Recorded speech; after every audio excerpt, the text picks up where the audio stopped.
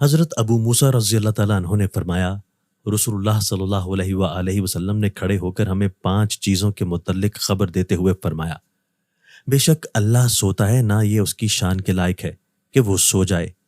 وہ میزان کو اوپر نیچے کرتا رہتا ہے۔ رات کا عمل دن کے عمل سے پہلے اور دن کا عمل رات کے عمل سے پہلے اس کی طرف پہنچا دیا جاتا ہے۔ اس کا حجاب نور ہے، اگر وہ اس حجاب کو اٹھا دے تو اس کے چہرے کے انوار وہاں تک اس مخلوق کو جلا دیں جہاں تک اس کی نگاہ پہنچتی ہے۔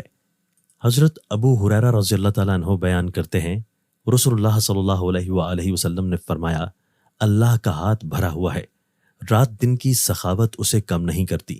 تم نے دیکھا کہ اس نے زمین و آسمان کی تخلیق کے وقت سے جو خرچ کیا، اس نے اس کے ہاتھ کے خزانے میں کوئی کمی نہیں کی، اور اس کا عرش پانی پر ہے اور میزان اس کے ہاتھ میں ہے، وہ اسے پست کرتا اور بلند کرتا ہے۔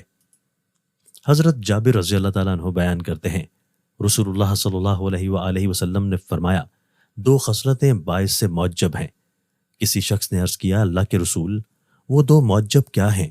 آپ صلی اللہ علیہ وآلہ وسلم نے فرمایا، جو شخص اللہ کے ساتھ شرک کرتا ہو، فوت ہو جائے تو وہ جہنم میں داخل ہوگا، اور جو شخص اس حال میں فوت ہو کہ وہ اللہ کے ساتھ کسی کو شریک نہ بناتا ہو تو وہ جنت میں داخل ہوگا۔